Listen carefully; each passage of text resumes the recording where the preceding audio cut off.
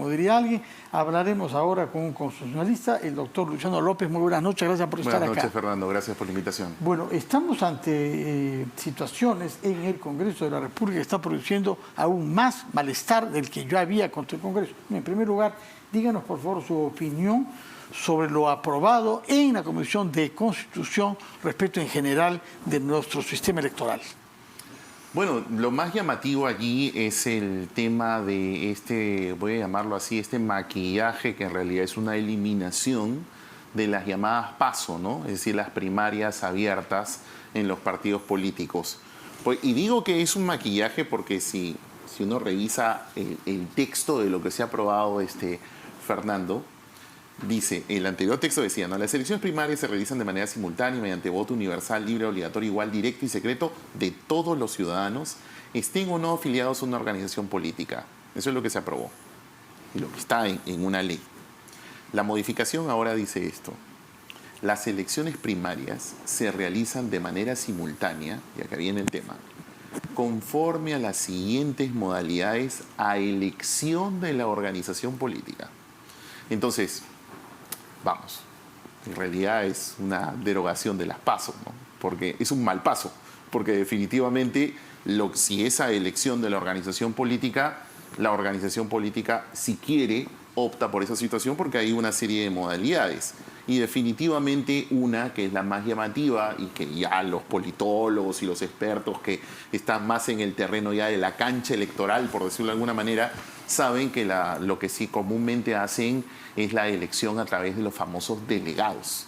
Y si uno revisa este texto, 10 o 12 personas y designan a los candidatos. Y para redondear el asunto y que la gente nos pueda entender qué es lo que dice una de esas modalidades, elecciones a través de delegados, los que previamente deben haber sido elegidos mediante voto universal, libre, por favor. O sea, en realidad es haber dejado de lado las PASO. Ahora, también hay un tema que creo que es clave clarificar. ¿Puede el Parlamento hacer esto? Sí, claro que lo puede hacer. No es una cuestión de si tiene o no tiene facultades, nuevamente, porque es algo similar con la discusión de la bicameralidad.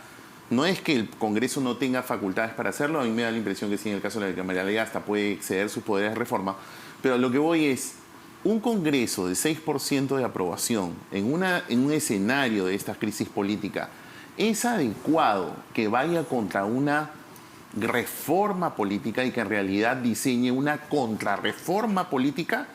¿O lo más adecuado es que haga política y que más bien trate de generar un gran debate y un gran consenso para hacer las reformas que se requieren?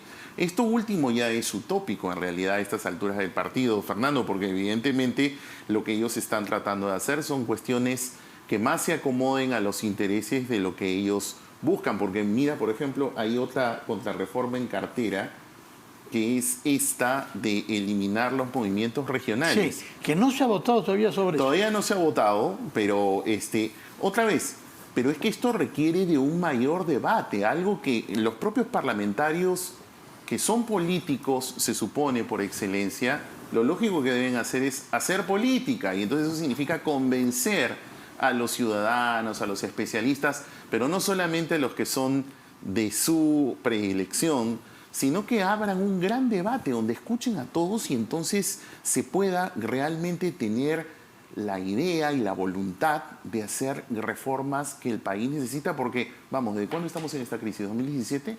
Y las crisis son justamente porque hay una serie de defectos en la representación. Es esa la verdad. Entonces, ¿necesitamos de reformas políticas? Claro que sí. Entonces, ¿cómo vas a aprobar, por ejemplo, retorno a la bicameralidad sin reforma política?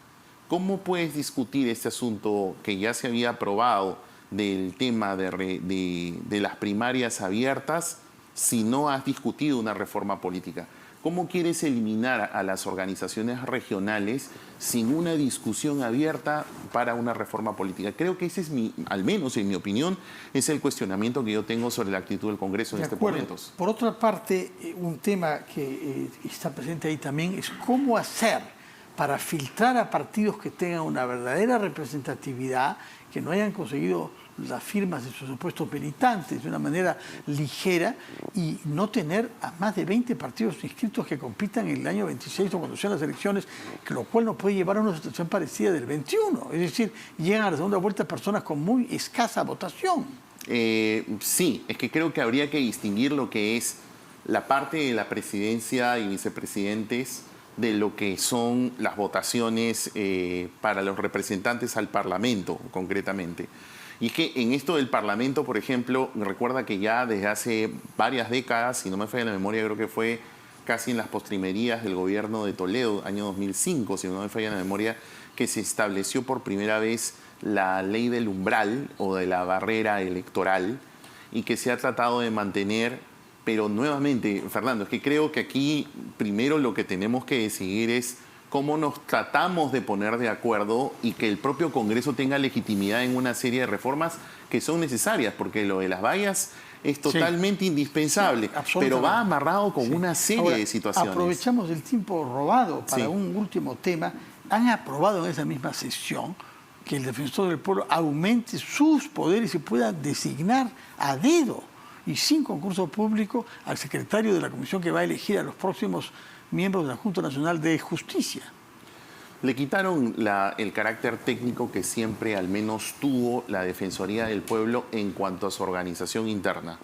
Porque, vamos, el problema, y que es lo mismo que sucede con los magistrados del Tribunal Constitucional y con el Contralor General de la República, es que el Parlamento los elige. Y entonces ahí hay un tema en donde no hay una separación de selección y elección. La selección cuando menos debería ser profesional y no debería estar en manos del Parlamento.